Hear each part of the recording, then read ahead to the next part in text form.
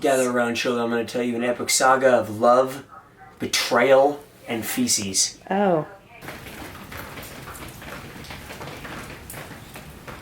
Easy one to track with the help of Doppler radar and our storm relative velocity scope that Aaron is on right now. In fact, speaking of that, Aaron, if we could reposition that, we'll tighten in on that radar just a little bit. Hey. What are we doing? We're holding a search and rescue party. There's a tornado. So we're in our basement. Me and my Christmas decorations. You never know. You never know when you want to feel festive. You know what? We should spend some time actually going through some items down here. Just in case. Okay, in case you want to get your pump on. I've got some freaking dumbbells. I think those are a pound. Here, grab my camera. It's ready. Next up on the items we have in our basement, we've got a pumpkin bag. It's a good thing that we have workout equipment down here for you. Yeah, because I didn't get to work out today because I was going to work out in the barn, but Kelly told me that I couldn't work out in the barn. I've got a pumpkin bag. I'm so bored. Here's a hat. Oh, give me that hat. Here's two hats, actually. Oh, random hat fun. You guys choose. Definitely that one. Painter hat or... Hold this on. It's like paint. I'm Jebediah. We came with the most important things in the basement. We were outside before we came downstairs, and I acted like I grabbed the pole of the house and I started screaming, acting like I was getting pulled away by a tornado, thinking my wife will come save me. No. She looked at me and shut the door as fast as she could. It was just instinct. And her instinct told her, man, he's worth a lot of money if he's dead. Can you feel the love tonight? Da da da da.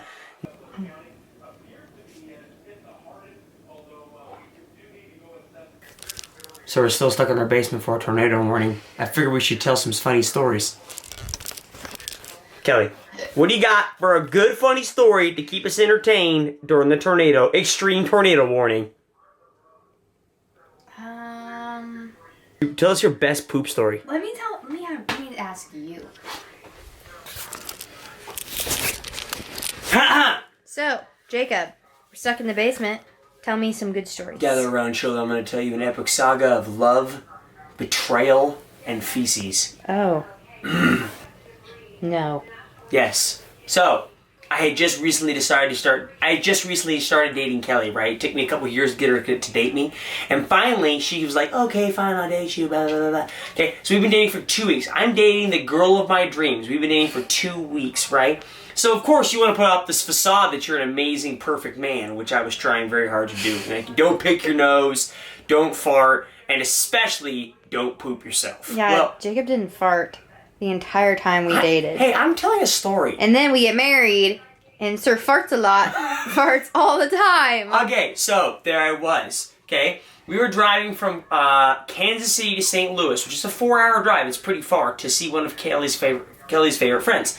And so we're driving there, and we stopped at this gas station. Well, in Missouri, you have these gas stations called MFA Oil, where it's essentially just a place where you go swipe your card and you get gas. There's no gas station building, no bathrooms, no nothing. It's just a side in the spot of the road. So we pull up to get gas in her car, and she gets to get some gas, and I have to go pee. So I go around this corner, and it's like in between these two, like it was like someplace I could pee real fast, no one could see me. There was no one really out there, and so I go pee, and I trusted a fart, and I let it go.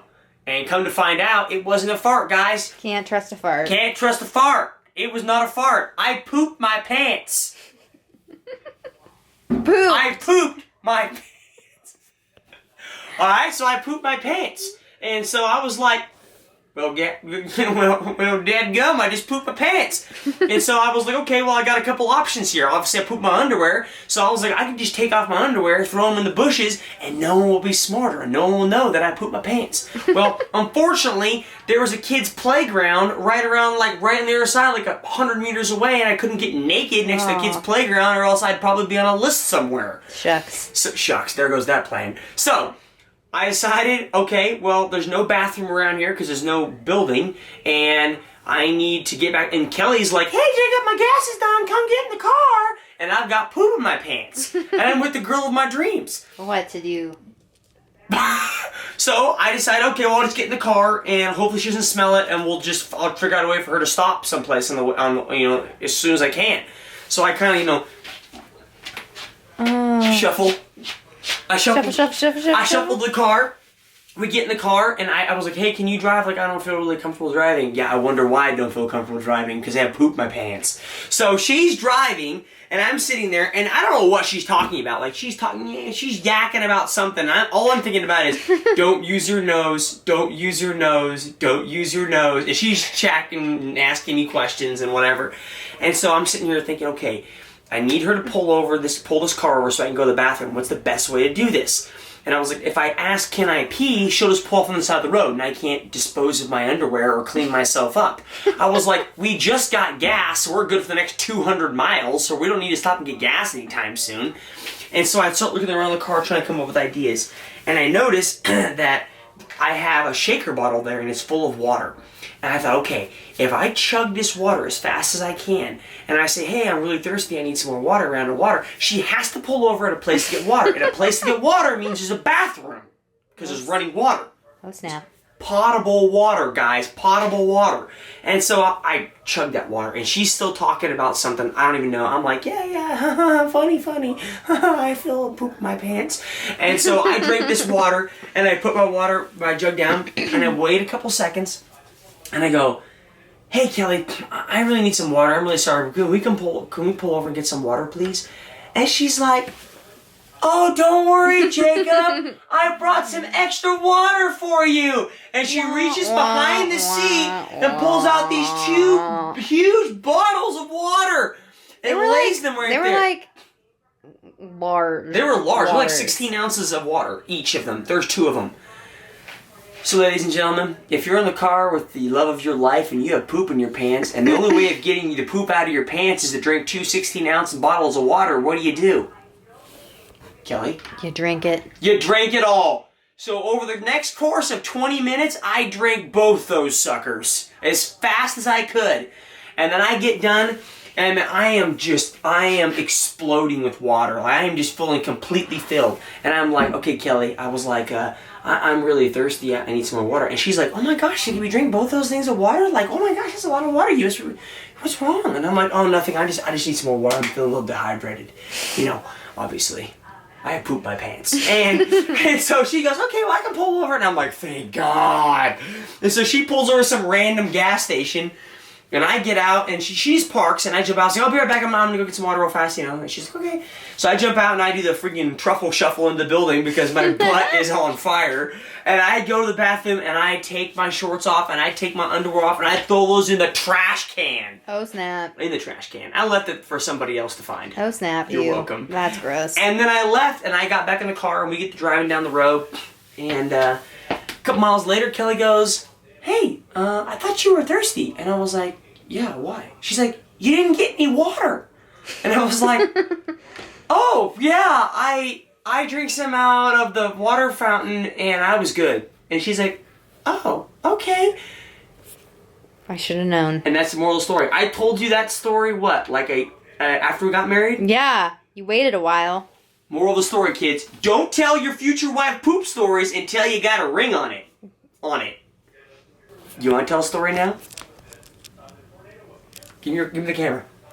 I don't have any good stories. Kelly, tell us a good story. I have none. I mean, I could go all day with stories. Another story. Kelly was dating some really good-looking guy in college. Okay? Which one? Yeah, Kelly dated a lot of good-looking guys in college. All of them were not me, in case you guys are wondering. I was the friend zone, essentially, right? And so this one time, I was in the same college dorm room that the boy she was dating at the time was in. And so me being the chivalrous gentleman, as they were walking into the building, I was walking out and I opened the door for them and I held the door for them to walk in. And instead of, let me finish the story before you interrupt me. Instead of the guy or her saying, hey, thank you for leaving the door open for me, Jacob, they instead walked past like I was their butler. I really don't remember this. I think this is hogwash. This is a true story. I kept the door open for them, as a gentleman I am, and they walked past me like it was an invisible ghost. What you had to say for yourself? False news. Do you think it's fine to leave now? Probably not. Hide your kids, hide your wives, hide your cords. Oh, let's go upstairs. We survived! I guess I could stop wearing this hat now. Kinda like it though. Kind of a fan. Feel like a hillbilly. I hope you enjoyed my poop story. I have a lot of poop stories. I don't want to talk about it. It's kind of embarrassing.